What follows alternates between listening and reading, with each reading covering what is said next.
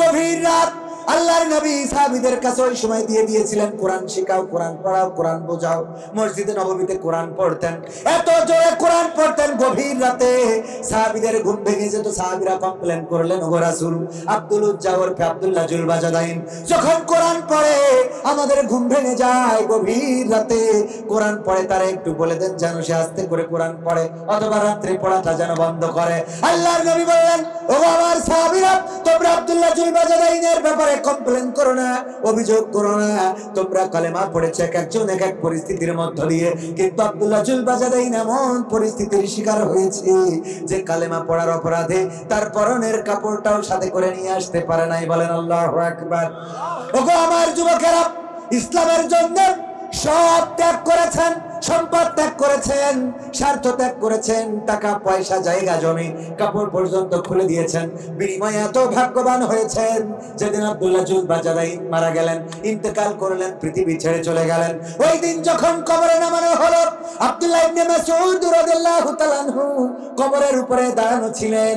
তিনি বললেন, আহারে, আজকের এই মৃত্যুটা যদি আব্দুল্লাহ জুলবাজাদাইনের না হয়ে আমি আব্দুল্লাহ ইবনে মাসউদের হয়ে যেত, তাইলে আমার জীবনটা ধন্য হয়ে যেত। কারণটা কি? কারণটা হলো আব্দুল্লাহ জুলবাজাদাইন যুদ্ধের সময় আল্লাহর নবীর কাছে এসে বললেন, ওগো নবী গো, সবাই তো টাকা দিল, পয়সা দিল, অর্থ দিল, সবাই তো অনেকেই অনেক কিছু দিল যুদ্ধের জন্য, আমি এত হতভাগা, আমি কিছুই আনতে পারি নাই, এমনকি আমার কাপড়টাও আনতে পারি নাই। ওগো আল্লাহর নবী, আজকে দোয়া করে দেন যুদ্ধের ময়দানে যে যেন আমি আমার জীবনটা দিয়ে শহীদ হয়ে যেতে পারি। আল্লাহর নবী বললেন, আব্দুল্লাহ জুলবাজাদাইন, আমি দোয়া করি তুমি আমার সাথে হাতটা উঠাও। আল্লাহর নবী দোয়া করলেন, ওগো আল্লাহ, আমি আব্দুল্লাহ জুলবাজাদাইনের রক্তটা, আব্দুল্লাহ জুলবাজাদাইনের রক্ত আমি কাফেরদের জন্য হারাম করে দিলাম। আব্দুল্লাহ জুলবাজাদাইন বললেন, ওগো নবী, আমি চাইলাম রক্ত দেব, জীবন দেব, শহীদ হব, আর আপনি আমার রক্তটা কাফেরদের জন্য হারাম করে দিলেন।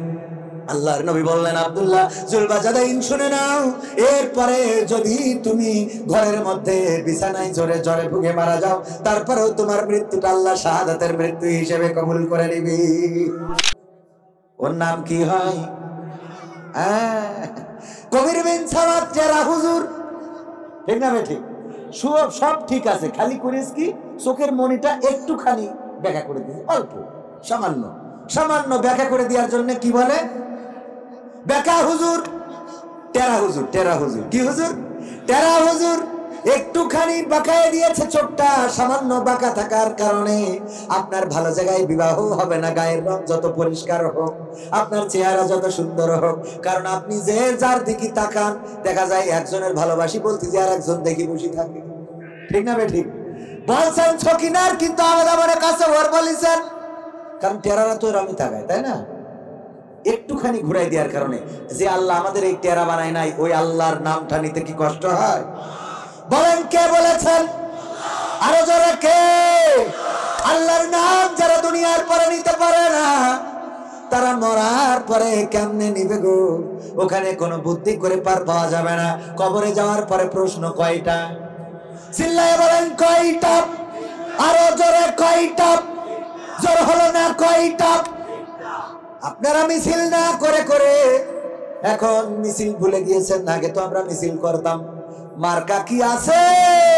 আছে। কোন সে মার্কা? নৌকা। ঠিক না বে ঠিক? ও আমার দরদি, আগে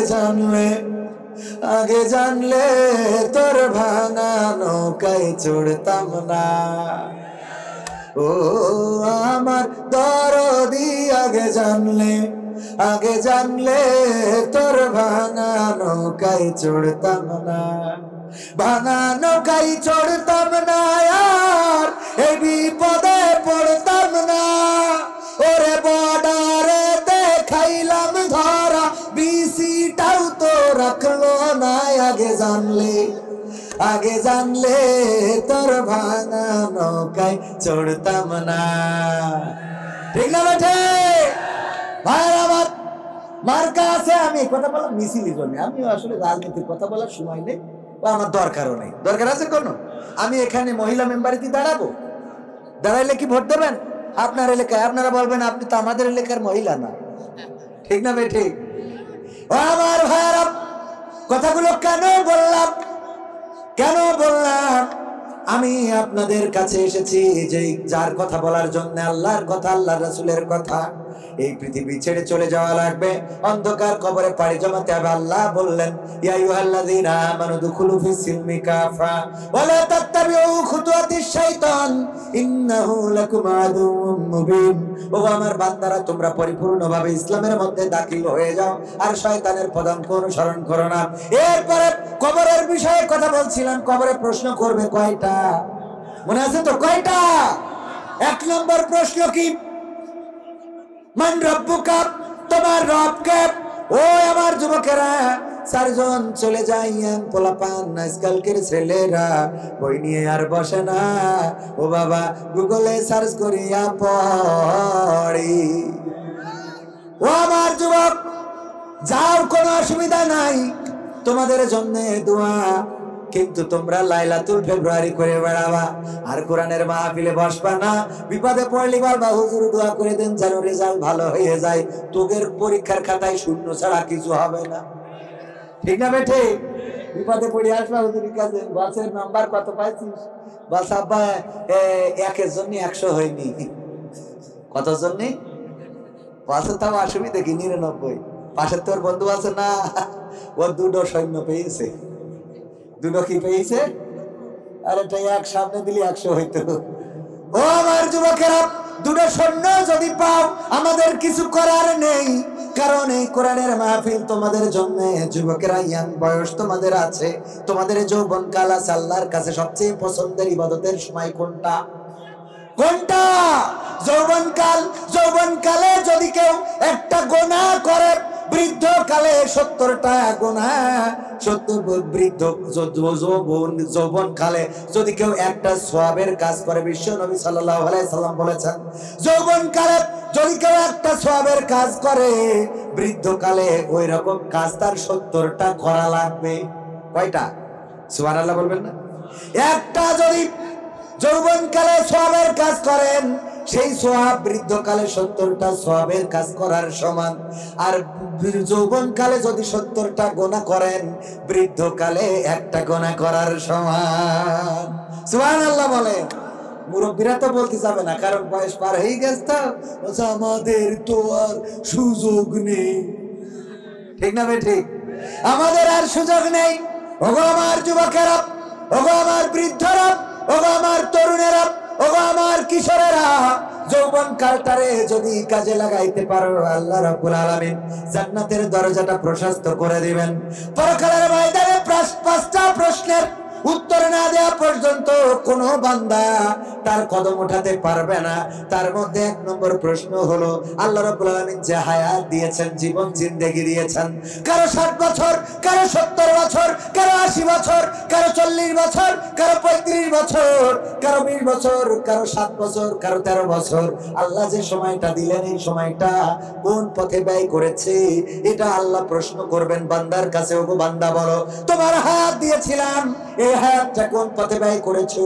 2 নম্বর প্রশ্ন হলো, আমি তোমাদের একটা যৌবনকাল দিয়েছিলাম, বলো এই যৌবনকালটা কোন পথে ব্যয় করেছো? যৌবনকালে রাতকে দিন মনে করে, দিনকে রাত মনে করে, আলোকে কালো মনে করে, কালোকে আলো মনে করে। এমন মনে করার মতো যুবক আছে না নাই? কাউকে যদি মারতে বলা হয়, কাউকে যদি ধরতে বলা হয়, তার মেরে বসে। যদি বলে একটা থাপ্পড় দিশানে, ও নাক মুখ ফাটাই ফেলে। ঠিক না ভাই? ঠিক।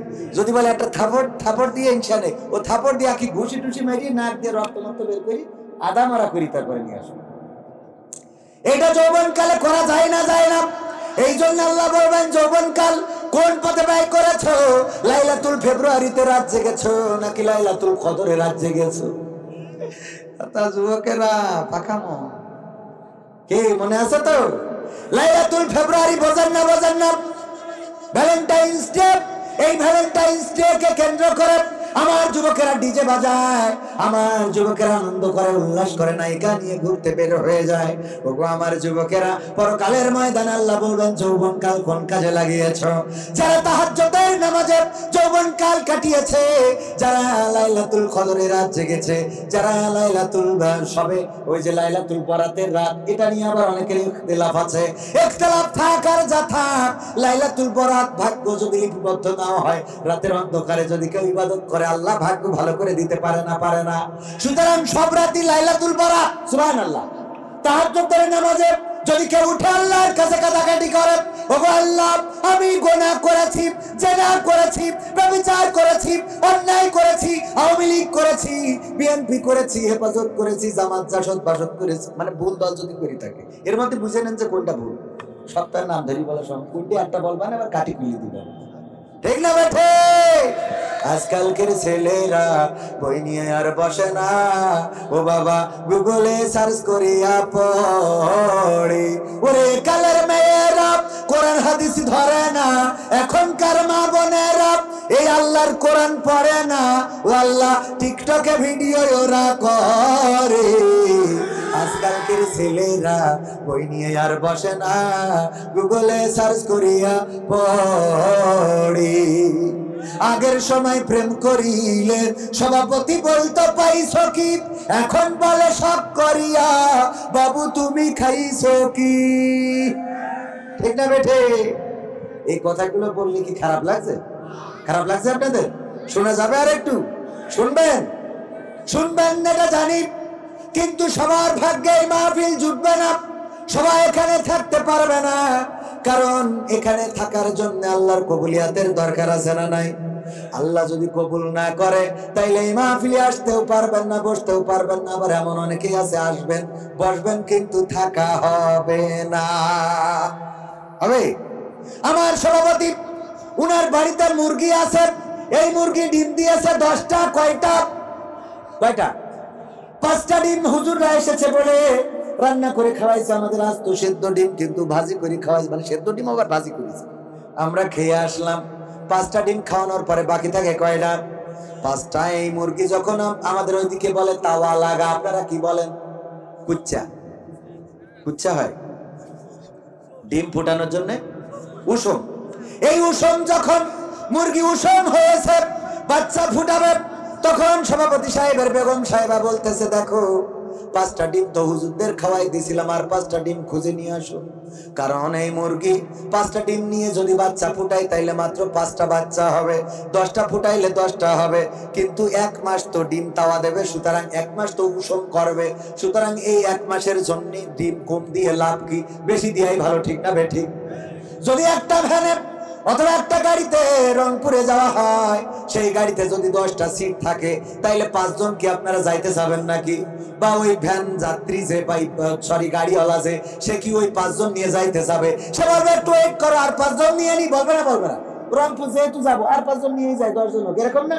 তাহলে মুরগি যেহেতু বাচ্চা ফুটাবে, সুতরাং আরো 5টা ডিম সভাপতি গ্রামে ঘুরে খুঁজে পেয়েছে, কিন্তু মুরগির ডিম না, হাঁসের ডিম। 5টা হাঁসের ডিম খুঁজে এনেছে, মুরগির ডিম খুঁজে পায় নাই বলে 5টা হাঁসের ডিম মুরগির পেটের নিচেই দিয়েছে। 1 মাস পরে মুরগির বাচ্চা আর হাঁসের বাচ্চা উঠবে না? উঠবে না।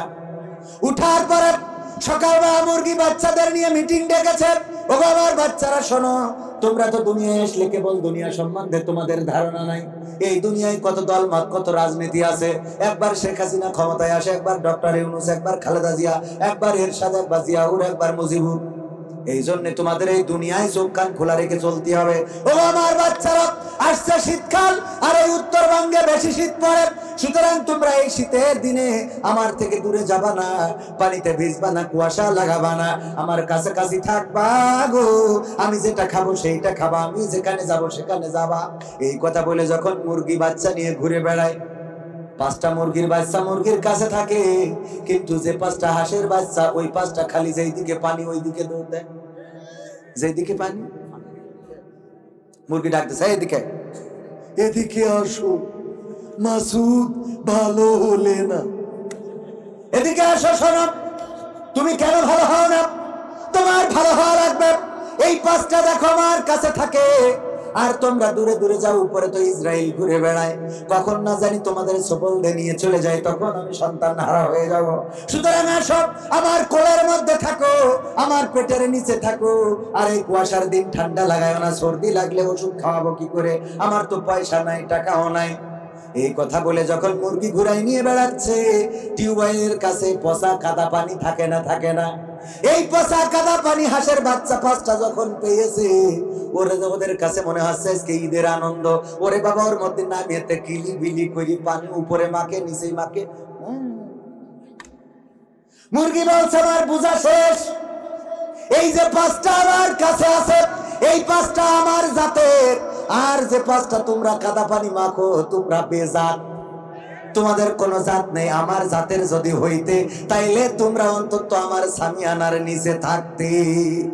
সুতরাং যারা বেজাত তাদের এখানে রাখা সম্ভব, কথা কয় না।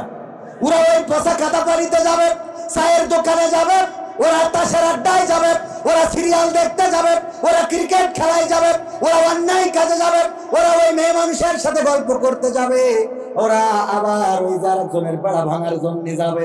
যতই ওয়াজ কোরআন এখানে রাখা সম্ভব হবে, কারণ ওইগুলো কি জাত, কি জাত, ওদের সামিয়ানার নিচে ঢুকানো যাবে। আর যারা জাতের, যারা কোরআনের পক্ষের মুসলমান আল্লাহওয়ালা, তাদেরকে যদি আপনি বের করেও দেন, তারা এই কোরআনের পথ ছেড়ে কোনোদিন দূরে সরে যাবে। আব্দুল ওজ্জাব নাম শুনেছেন না শোনেন নাই? ওগো আমার যুবকেরা, আব্দুল ওজ্জাব চাচাকে বললেন, চাচার বাড়ি থেকে মানুষ মদিনায় যখন নবী সাল্লাল্লাহু আলাইহি সাল্লাম হিজরত করেছেন, চাচাকে ডেকে বললেন, ওগো চাচা, নবী মুহাম্মদ সম্বন্ধে আপনার ধারণা কি? চাচা বলল, দেখো আমি ধারণা করি সে আখিরি জামানার পয়গম্বর নবী মুহাম্মদ সাল্লাল্লাহু আলাইহি সাল্লাম। আব্দুল ওজ্জা বললেন, চাচা তাহলে আমরা কেন কালেমা পড়ছি না, আমরা কেন ঈমান আনছি না, কেন সেই নবীর প্রতি আমরা ঈমান আনছি না? বলল, আমাদের বাপ দাদা যে ধর্ম করে গেছে ওই ধর্ম তো জলাঞ্জলি দিতে পারি না, ওই ধর্ম ছেড়ে দিতে পারি না। বলল, চাচা গো, আমি আমার বিশ্বাসের জায়গা থেকে আমি কালেমা পড়ে নিতে চাই, আমি মুসলমান হয়ে যেতে চাই। চাচা বলল, আব্দুল উজ্জাব, তোমার বাবা নাই, আমার বাড়িতে থেকে তুমি মানুষ, তোমার মা থাকে তোমার নানার বাড়ি, তোমার সম্পদ সহায় সম্পত্তি সব আমার দায়িত্বে। তুমি যদি মুসলমান হয়ে যাও, যদি আমার বাপ দাদার দল ছেড়ে দিয়ে দাড়ি পাল্লার দল করে বেড়াও, তাইলে তোমার কিন্তু বহিষ্কার করব। কি কার করবে? কি কার? বহিষ্কার করে দেব। বলতেছে, চাচা অসুবিধা নাই, আমি সাক্ষ্য দিচ্ছি, আশহাদু আল্লা ইলাহা ইল্লাল্লাহু ওয়াহদাহু লা শারীকা লাহু ওয়া আশহাদু আন্না মুহাম্মাদান আবদুহু ওয়া রাসূলুহু। চাচা বলল, আব্দুল উজ্জাব, তোমারে আমি সব সম্পত্তি থেকে বরখাস্ত করলাম, বেরিয়ে যাও, আমার বাড়ি থেকে বেরিয়ে যাও। ওই উটের পাল থেকে তোমার বহিষ্কার করলাম, ওই খেজুরের বাগান থেকে তোমার বহিষ্কার করলাম, এই সম্পদ থেকে বহিষ্কার করলাম, যত মুদ্রা আছে দিনার রুপিয়া দিরহাম সব থেকে তোমার বহিষ্কার করে দিলাম। বলল, চাচা আপত্তি নাই, আমার আপত্তি নাই। বলল, ঠিক আছে, আপত্তি যখন নাই, এবারে শোনো, তোমার গায়ের জামা, তোমার পরনের কাপড়, ওটাও আমার দেয়া, সেটাও খুলে দাও। আব্দুল উজ্জা ছেড়ে ফেলে দিলেন, উলঙ্গ ন্যাংটা মায়ের কাছে চলে গেলেন। মা জননীর দরজায় নক করলেন, মা দরজা খুলে দেখে সন্তান দাঁড়ানো উলঙ্গ ন্যাংটা। বলল, আব্দুল উজ্জা, তোমার এ হাল করলো কে? ও আমার মা, আমার চাচা কালেমা পড়ার অপরাধে, আল্লাহর রাসূলের প্রতি ঈমান আনার অপরাধে আমার সম্পত্তি থেকে বহিষ্কার তো করেছে, আমার গায়ের জামা পরনের কাপড়টাও খুলে নিয়েছে। বলল, আমি তোমার কি হেল্প করতে পারি, সহযোগিতা করতে পারি? মাগো, আমার যদি এক টুকরা কাপড় দিতেন, যেটা পরে আমি নবী মুহাম্মাদের কাছে যাব। মায়ের গায়ে থাকা চাদরটা ছেড়ে দিলেন, নাও এই চাদরটা পরে যাও। চাদরটা ছিঁড়লেন, অর্ধেক গায়ে জড়ালেন আর অর্ধেক পরনে পরলেন, এমন ভাবে পরলেন হাঁটুটাও আগলা হয়ে গেল। ছোট কাপড়, হাঁটুটাও ঢাকা নাই। চলে গেল মসজিদে নববীতে, বসে আছে আল্লাহ রাসূল সাল্লাল্লাহু আলাইহি সাল্লামের সাথে দেখা। আল্লাহ রাসূল বললেন, ওগো যুবক, তুমি কে? উস্কো খুস্কো চেহারা, মুখটা মলিন, গায়ে ময়লা, কে তুমি? যুবক, হাঁটুটা আগলা, পরনে কাপড়, চাদর কোন রকম জড়ানো, কে তুমি? যুবক বলল, আমার নাম আব্দুল উজ্জা। কেন এসেছো এখানে? আমি এসেছি আপনার কদমের কাছে, আমি আপনার কাছে আমাকে সমর্পণ করে দিতে এসেছি, আল্লাহ ও তার রাসূলের কাছে আমি নিজেকে সমর্পিত করে দিতে এসেছি। নামটা কি বললে? আব্দুল উজ্জা। তোমার এ হাল দশা কেন? ও রাসূল, আমি আমার চাচার বাড়িতে থেকে মানুষ, আমার বাবা নাই, চাচা আমাকে মানুষ করেছে, বড় করেছে। যখন আমি আপনার প্রতি মানে এনেছি, আল্লাহর প্রতি মানে এনেছি, আমার চাচা পত্তলিক, আমার চাচা মুশরিক, সে এটা সহ্য করতে পারে নাই। সব সম্পদ থেকে বহিষ্কার করেছে, এমনকি গায়ের জামা কাপড় খুলে নিয়েছি, মায়ের কাছ থেকে চাদরটা নিয়ে ছিঁড়ে এক টুকরা পড়েছে, এক টুকরা গায়ে দিয়েছি, তারপরে আপনার কাছে এসেছি। আমার নাম আব্দুল উজ্জা। ওগো রাসূল, আপনি আমাকে আপনার দলের অন্তর্ভুক্ত করে নেন। আল্লাহ রাসূল বললেন, আব্দুল উজ্জা, তোমার নাম আজকে থেকে আব্দুল উজ্জা নয়, তোমার নাম আজকে থেকে আব্দুল্লাহ। তোমার নাম আব্দুল্লাহ পরবর্তীতে পরিচয় হয়েছিল আব্দুল্লাহ জুলবাজাদাইন। আব্দুল্লাহ জুলবাজাদাইন রাদিয়াল্লাহু তাআলা আনহু আল্লাহর নবীর কাছে এমন ভাবে সমর্পণ করেছেন, গভীর রাত আল্লাহর নবী সাহাবীদের কাছে ওই সময় দিয়ে দিয়েছিলেন, কোরআন শিখাও, কোরআন পড়াও, কোরআন বোঝাও।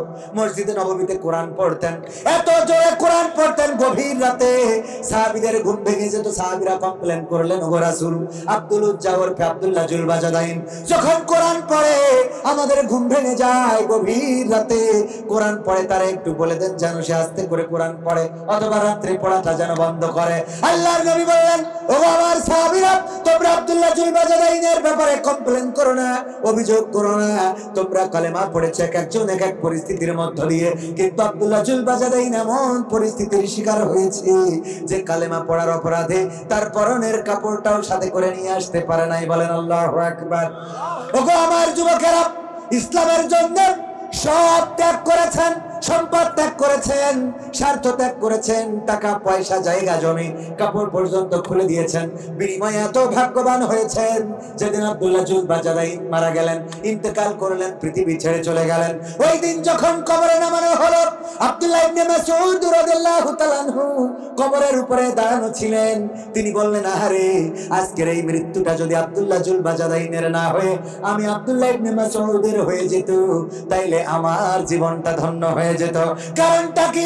কারণটা হলো আব্দুল্লাহ জুলবাজাদাইন যুদ্ধের সময় আল্লাহর নবীর কাছে এসে বললেন, ওগো নবী গো, সবাই তো টাকা দিল, পয়সা দিল, অর্থ দিল, সবাই তো অনেকেই অনেক কিছু দিল যুদ্ধের জন্য, আমি এত হতভাগা, আমি কিছুই আনতে পারি নাই, এমনকি আমার কাপড়টাও আনতে পারি নাই। ওগো আল্লাহর নবী, আজকে দোয়া করে দেন, যুদ্ধের ময়দানে যে জানো আমি আমার জীবনটা দিয়ে শহীদ হয়ে যেতে পারি। আল্লাহর নবী বললেন, আব্দুল্লাহ জুলবাজাদাইন, আমি দোয়া করি তুমি আমার সাথে হাতটা উঠাও। আল্লাহর নবী দোয়া করলেন, ওগো আল্লাহ, আমি আব্দুল্লাহ জুলবাজাদাইনের রক্তটা, আব্দুল্লাহ জুলবাজাদাইনের রক্ত আমি কাফেরদের জন্য হারাম করে দিলাম।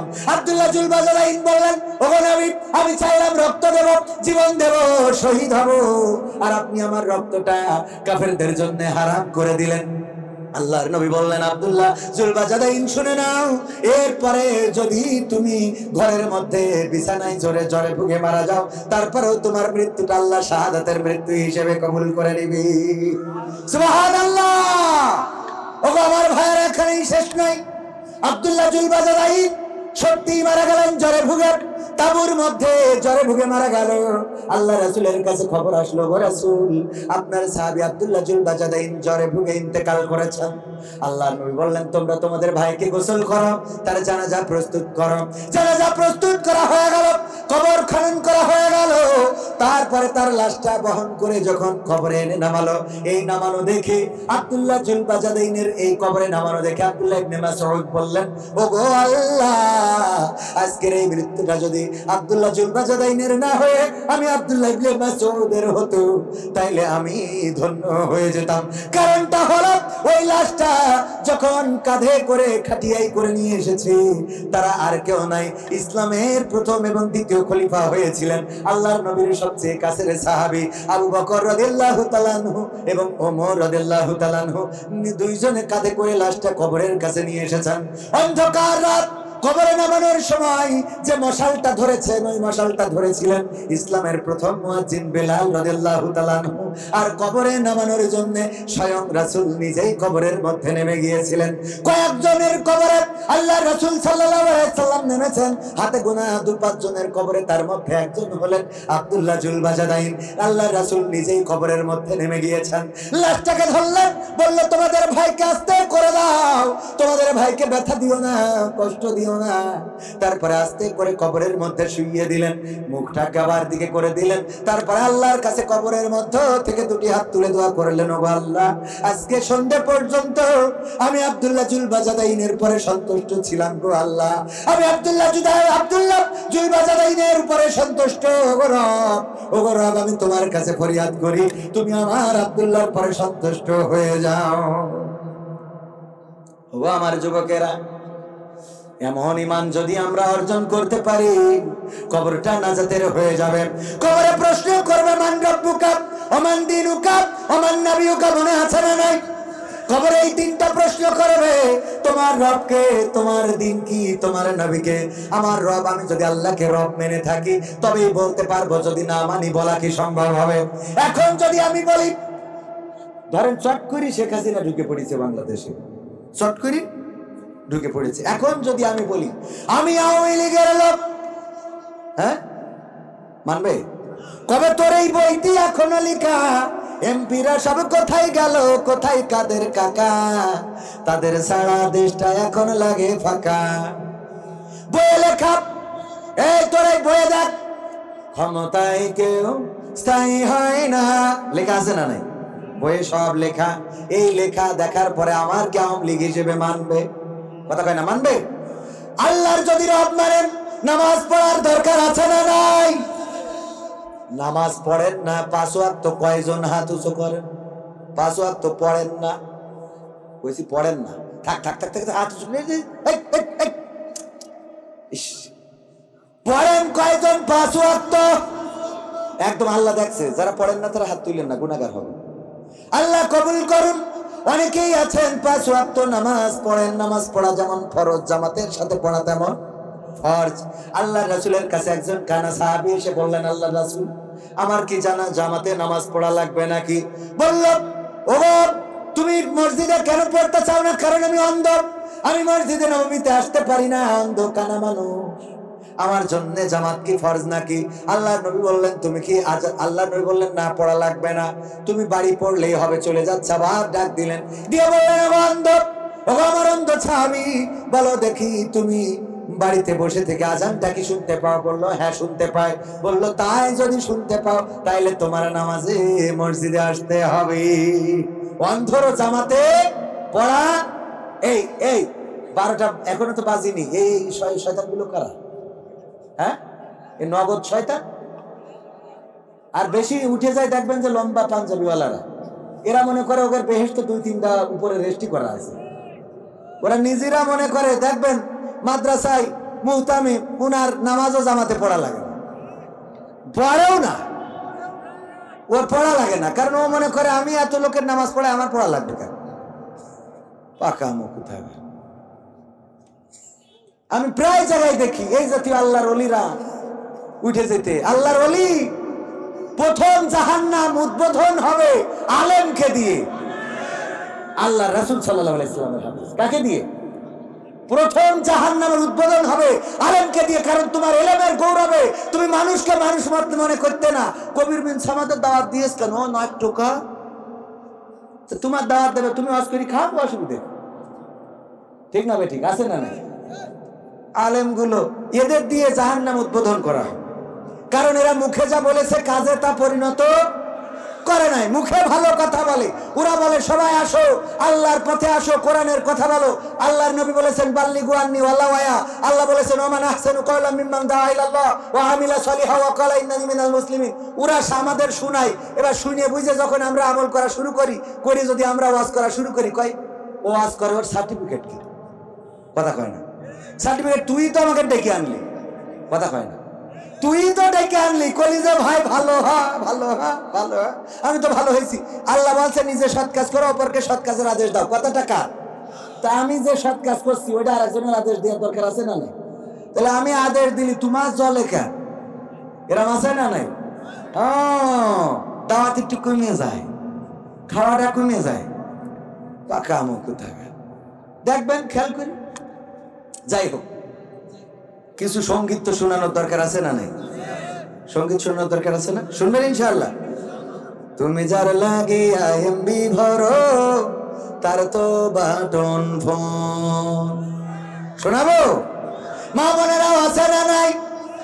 আছে। কত কথা বলবো, মনের মধ্যে তো কত কথা। দেখেন, ওই যে 5টা প্রশ্নের উত্তর না দিলে কেউ কদম ওঠাতে পারবে না, সব জানার দরকার আছে না নাই? 1 নম্বর প্রশ্ন কি ছিল বলেন? বলেছি তো, কি কয় মান রব্বুকা, ওটা তো 3টে প্রশ্ন, ওটা তো কবরে। 1 নম্বর প্রশ্ন যৌবন কাল না হায়াত। 1 নম্বর প্রশ্ন কি? হায়াত কাল, হায়াত কাল জীবন। 2 নম্বর যৌবন কাল। 3 নম্বর সম্পদ কোন পথে আয় করি চাও। 4 নম্বর সম্পদ কোন পথে ব্যয় করি চাও।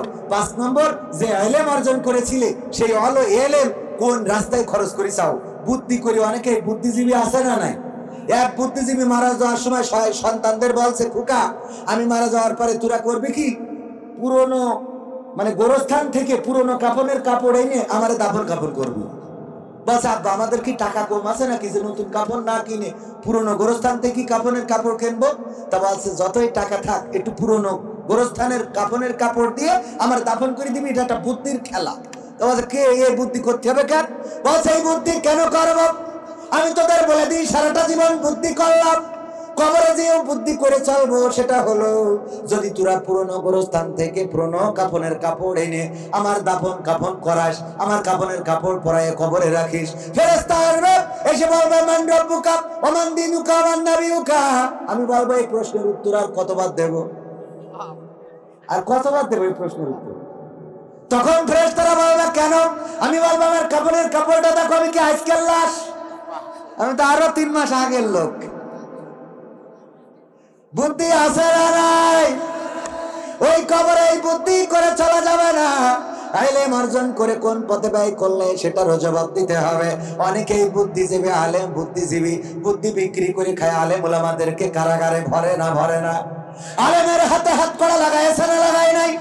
আবার এখনকার নেতা দুর্নীতিবাজ সবিন তেল খাটার নিচেই টাকাগুলো সুইজারল্যান্ডে বাড়ি করেছে, বেগম পাড়ায়, ছেলে পড়ে আমেরিকায় চিকিৎসা হতে যায়, সিঙ্গাপুরে পিকনিক করতে যায়, থাইল্যান্ডে। এই সব নেতারা ধরা পড়েছে। ওদের হাতে হাত করা লাগায় না, পায়ে ডান্ডা বেড়ি নেই। আর আমার আলেমদের হাতে হাত করা, পায়ে ডান্ডা বেড়ি পড়াইছে না, পড়ায় নাই?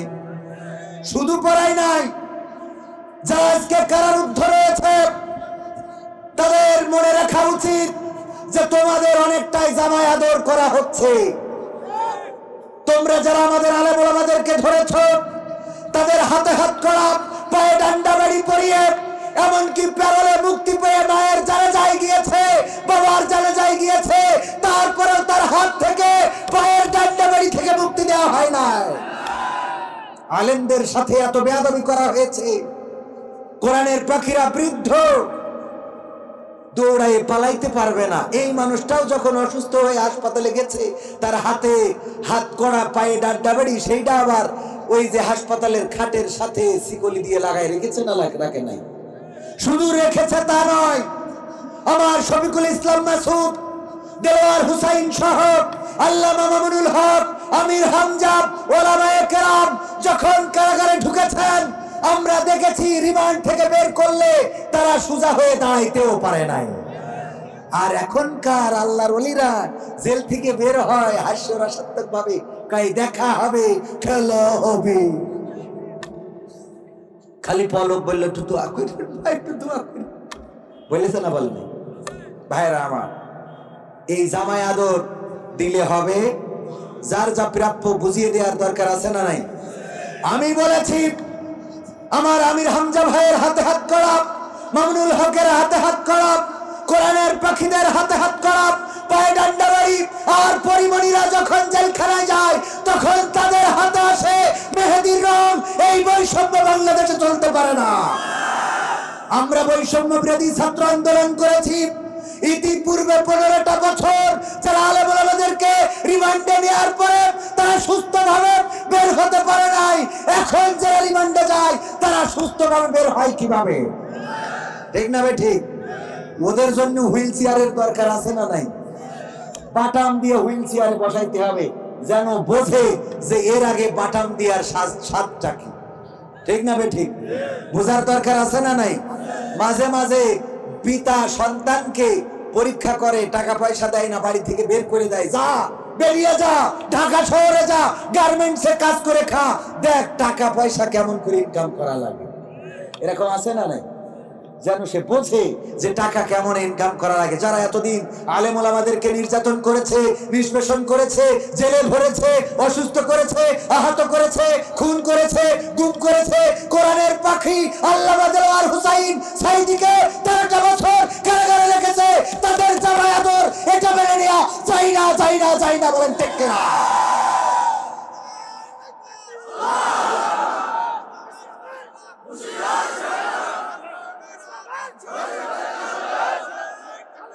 সম্মানিত ভাইয়েরা, 1952-তে আমরা রক্ত দিয়েছিলাম, রক্ত দিয়ে প্রমাণ করেছিলাম রক্ত দিতে জানি, শহীদ হতে জানি, কিন্তু মায়ের ভাষার অধিকার ছেড়ে দিতে জানি না। 1971-এ আমরা রক্ত দিয়ে প্রমাণ করেছি এই বীর বাঙালি রক্ত দিতে জানে, শহীদ হতে জানে, মাসের পরে মাস লড়াই করতে জানে, কিন্তু বাংলাদেশের মানচিত্রের অধিকার, এক কোনা মাটির অধিকার ছেড়ে দিতে জানে না। 2024-এ আমার ছাত্র ছাত্রীরা রাজপথে নেমে প্রমাণ করেছিল এই বীর বাঙালি রক্ত দিবে, শহীদ হবে, রক্তের সাগরে সাঁতার কাটবে, সামনে স্বাধীনতা, পিছনে পুলিশ, স্বাধীনতার দিকে এগিয়ে যাবে, কিন্তু স্বৈরাচারের শাসন মেনে নেবে না। বিনিময়ে আমরা কথা বলার স্বাধীনতা পেয়েছি না পাই নাই? পেয়েছি না পাই নাই? আগামীর বছর, আগামীর দিন হোক কোরআনের দিন, আগামীর বছর হোক কোরআনের বছর, আগামীর দেশ হোক কোরআনের দেশ। এটা কি আপনারা চান? এটা কি চান? যদি এটা চান তাহলে এই কোরআন আন্দোলন, কোরআন কায়েমের জন্য, দিন কায়েমের জন্য যদি আন্দোলনের ডাক আসে, দল মত নির্বিশেষে, কে আওয়ামী লীগ, কে বিএনপি, কে জামাত, কে জাসদ, কে বাসদ, কে হেফাজত, সব ভুলে কোরআনকে বুকে নিয়ে রাজপথে ঝাঁপিয়ে পড়তে হবে। ততক্ষণ পর্যন্ত রাজপথ ছাড়বো না যতক্ষণ পর্যন্ত না আল্লাহর জমিনে আল্লাহর দিন বাস্তবায়ন হচ্ছে। এই সিদ্ধান্ত নিয়ে যদি বাতিল আমাদের বুকে বুলেট বিদ্ধ করে, রক্ত দেব, রক্তের সাগরে সাঁতার কেটে কেটে একটি রক্তাক্ত বিপ্লবী কালেমার পতাকা বাংলায় উড়াতে রাজি কারা কারা দেখতে চায়?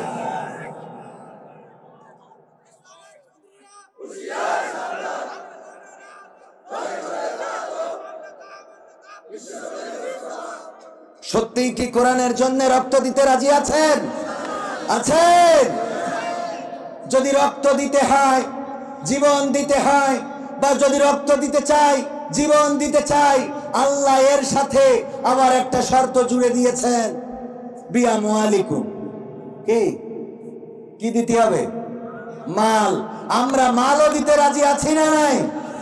যদি ইসলামের জন্য, কোরআনের জন্য মাল লাগে, দেব কয়জন? সবাই দেবেন? সবাই? সবাই সত্যি হাত উঁচু করে এরকম নাড়েন তো, সত্যি দেবেন?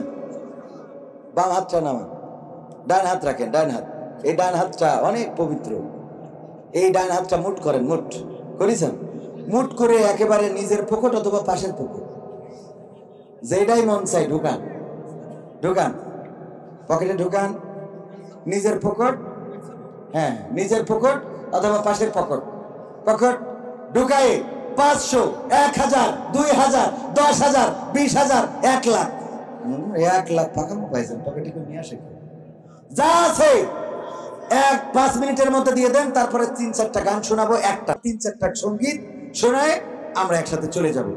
আমার বাপজান দেখেন, আমার বাবাজি নগদ 50 টাকা আল্লাহ দানকে কবুল করে নেন। এখানে ডানে বামে যারা আছেন 500, 1000, 10,000, আমি মুসাফির মানুষ, দেওয়ার মতো এই মাহফিলের অনেক খরচ। আগামীকালকে মাওলানা সাদিকুর রহমান আল আজহারি এবং মাওলানা হেলিকপ্টার সাহেব আসবেন, আপনাদের সেখানে অনেক খরচ, টাকার দরকার আছে না নাই? আছে না নাই? সুতরাং আমরা যে যা, আমি কিন্তু সঙ্গীত না শোনাই যাব না, এখনো 4-5টা সঙ্গীত, 3টা-4টা, না হইলে 2টা-3টা, না হইলে 1টা-2টা অন্তত শোনাবো ইনশা। তাড়াতাড়ি পকেটে কেউ 500, 1000, 2000, হ্যাঁ কেউ দোয়া না নিয়ে, আমরা তো 12টায় শেষ করতে চাইলাম, একটুখানি বেড়ে যাচ্ছে, 10টা মিনিট পার হয়েছে, আর 10টা মিনিট আমি কয়েকটা সঙ্গীত শোনাবো। মহিলা প্যান্ডেলও আছে। আমার মা বোনেদের প্যান্ডেলেও স্বেচ্ছাসেবিকা যারা রয়েছেন 500, 1000, 2000, 3000, 10,000 যে যা পারেন। সেদিন সাতক্ষীরাতে কালেকশনে আমার মা বোনেরা নাকের নলক খুলে দিয়েছে সোনার। এর আগে সাতক্ষীরা না, যশোরের মনিরামপুরে এর আগে সাতক্ষীরায় একবার এক কালেকশনে সোনার চেন খুলে দিয়েছেন আমার মা বোনেরা। আহা, এত দান আমার মা বোনেরা করতে পারেন। ওগো আমার বান্দা, ওগো আল্লাহর বান্দারা, ওগো আমার ভাইয়েরা, 10,000, 2,000, 5,000, 1,000, 3,000, 500, 200, 300 যে যা পারেন এই কোরআনের জন্য যদি দান করেন, আল্লাহর জন্য তো রক্ত দিতে চাইলেন, জীবন দিতে চাইলেন। আল্লাহ বললেন ইন্নাল্লাহা আশতারা মিনাল মুমিনিনা আনফুসাহুম ওয়া আমওয়ালাহুম বিআন্না লাহুমুল জান্নাহ। আল্লাহর রাস্তায় যদি কেউ জান দেয়, যদি কেউ মাল দেয়, আল্লাহ জান্নাতটা দিয়ে দেয়। সেই জান্নাতের জন্য যে যা পারেন দান করেন। তারপরে আমার ভাইয়েরা, এইখানে ডানে বামে আমার সামনে পিছনে 5,000, 10,000, 1,000, 2,000 দেওয়ার মতো কোন আল্লাহর বান্দা আছেন নাকি? এই মাহফিলের জন্য দান করবেন। দানকারীর পিতা মাতার সুখে রেখো কবরে, নূরের টুপি পরে আল্লাহ তুলিও রোজ হাসরে, বলেন আমিন। আল্লাহ রাব্বুল আলামিন আপনাদের এই দানগুলো কবুল করে নিন। 500, 1,000, 2,000, 3,000 কেউ আছেন আমার হাতে 1,000 টাকার নোট, 500 টাকার নোট দেওয়ার মতো কোন আল্লাহর বান্দা তো একজনও দেখলাম না যে আইসে দেবে। নাম কি? মোহাম্মদ আনোয়ারুল সাহেব, আনোয়ার হোসেন সরদার সরকার 1,000 টাকা, লিল্লাহি তাকবীর। 1,000 টাকা আজকে দিয়েছে, আবার কাল দিবে 4,000। আল্লাহ আনোয়ার হোসেন সরকার সাহেবকে কবুল করে নাও, নেখায়াত দিয়ে দাও, মনের স্বপ্ন পুরো করে দাও, আপনজনদের কবুল করে নাও। যারা কবরে আছে কবরগুলো জান্নাতের বাগান বানায় দাও, বলেন আমিন। ওগো আমার ভাইয়েরা, টাকা চাইলেই ফাঁকা করে দেন। টাকায় আমায় মানুষ চিনাইছে, ওরে টাকা, টাকায় আমায় মানুষ চিনাইছে। এই টাকার জন্য অনেক মানুষ, মাশাআল্লাহ। আমার আনোয়ার হোসেন সরকার সাহেবের বাবা মারা গিয়েছেন কিছুদিন আগে। আল্লাহ কবরটারে জান্নাতের বাগান বানাও, পরকালে জান্নাতের সিঁড়িতে দেখা করায় দিও। আর সন্তান পড়ে রংপুরে হাফিজিয়া মাদ্রাসায়, আল্লাহ কোরআনের খাদেম হিসেবে কবুল করে নাও। আলোর দিশা সভাপতির মা, আলোর দিশা এই যুব সমাজ, তাদের দিয়ে হবে কোরআনের রাজ। হ্যাঁ, হবে না? হবে না? আমার ভাইরা দাবি করেছিল, আমি লিখে, এই যুব সমাজ, তাদের দিয়ে হবে কোরআনের রাজ। আলোর দিশা এই যুব সমাজ, তাদের দিয়ে হবে কোরআনের রাজ। কোরআনের এই মাহফিল সাজালো এমন করে নতুন সাজ। আলোর দিশা এই যুব সমাজ, তাদের দিয়ে হবে কোরআনের রাজ। আলোর দিশা এই যুব সমাজ, তাদের দিয়ে হবে কোরআনের রাজ। এত সুন্দর এই আয়োজনে রেখেছে যারা, দোয়া করি ওগো প্রভু দয়াময়, দিও তুমি তাদের নাজাত। এত সুন্দর এই আয়োজনে রেখেছে যারা, দোয়া করি ওগো প্রভু দয়াময়, পরকালে দিও তাদের নাজাত। নারায়ে তাকবীর, আল্লাহু আকবার, কণ্ঠে তুলুক আওয়াজ। আলোর দিশা এই যুব সমাজ, তাদের দিয়ে হবে কোরআনের রাজ। আলোর দিশা এই যুব সমাজ, তাদের দিয়ে হবে কোরআনের রাজ। জান্নাতের এই বাগানে এখনো যারা আসেনি, মুখে বলো ভালোবাসি আল্লাহ, মুখে বলো ভালোবাসি আল্লাহ রাসূল, আসলে ভালোবাসনি। ঠিক না বেঠে? জান্নাতের এই বাগানে এখনো যারা আসনি, মুখে বলো ভালোবাসি আল্লাহ রাসূল, আসলে ভালোবাসনি। নামের মুসলমান না হয়ে শুধু করো কাজের কাজ, আলোর দিশায় যুব সমাজ, তাদের দিয়েই হবে কোরআনের রাজ।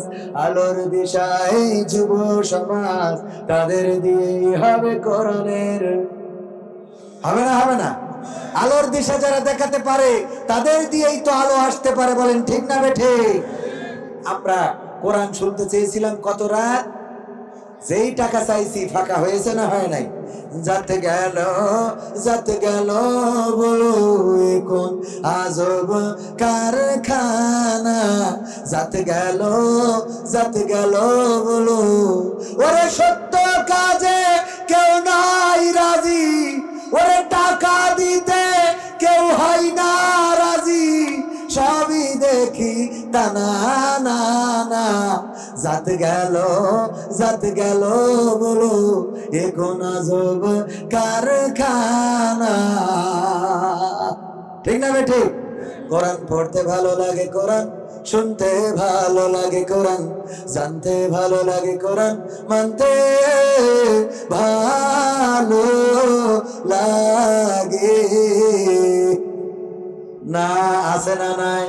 কোরআন পড়তে ভালো লাগে, কোরআন শুনতে ভালো লাগে, কোরআন জানতে ভালো লাগে, কোরআন মানতে ভালো লাগে না। নামাজেতে পড়লে কোরআন মনটা শীতল হয়, কারীর তেলাওয়াত শুনিলে প্রাণ জুড়িয়ে যায়। ঠিক না বেঠিক? নামাজেতে পড়লে কোরআন মনটা শীতল হয়, কারীর তেলাওয়াত শুনিলে প্রাণ জুড়িয়ে যায়। সেই কোরআনের ব্যাখ্যা দিলে কলিজাতে আগুন জ্বলে, সেই কোরআনের ব্যাখ্যা দিলে অন্তরেতে আগুন জ্বলে। বিরোধিতাও চলে কেন তা জানি না।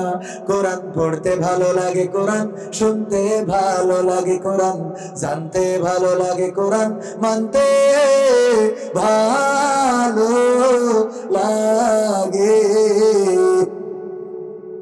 কথা কয় না? কোরআন পড়ে দেখতাম ওরা শুরু করতো দিন, তারা আবার চাইতো না দেশে কোরআনের আইন। ঠিক না বেঠিক? কোরআন পড়ে দেখতাম ওরা শুরু করতো দিন, তারা আবার চাইতো না দেশে কোরআনের আইন। এটা যে কেমন নীতি, তাই তো এ দুর্গতি করছে মোদের ক্ষতি কেন তা বুঝি না। কোরআন পড়তে ভালো লাগে, কোরআন শুনতে ভালো লাগে, কোরআন জানতে ভালো লাগে, কোরআন মানতে ভালো লাগে। কোরআন বুকে চুমু খার লোকের নাই অভাব, সেই কোরআনের বিরোধিতা আবু জাহেলের স্বভাব। আপনাদের বিশ্বাস হলো না? বিশ্বাস হলো না? এই কোরআনের বিরোধিতা করে কারা? আবু জাহেল আর তার নাতিপুতিরা, তাদের উত্তরসূরিরা। বলেন ঠিক কিনা? সুতরাং এই কোরআন আমরা শুধু পড়বো না, শুধু শুনবো না, আমরা বুঝবো এবং আমল করবো। আল্লাহ আমাদের তৌফিক দিন।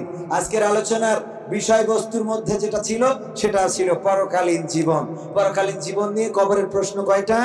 3টা। হাসরের মাঠে প্রশ্ন কয়টা? এই 5টা প্রশ্ন এবং 3টা প্রশ্ন। এই 3টা প্রশ্নের আলোকে, 5টা প্রশ্নের আলোকে যদি আমরা জীবন উত্তর দেওয়ার নিয়তে গঠন করি, আমাদের জীবনটা পরিবর্তিত হয়ে যাবে।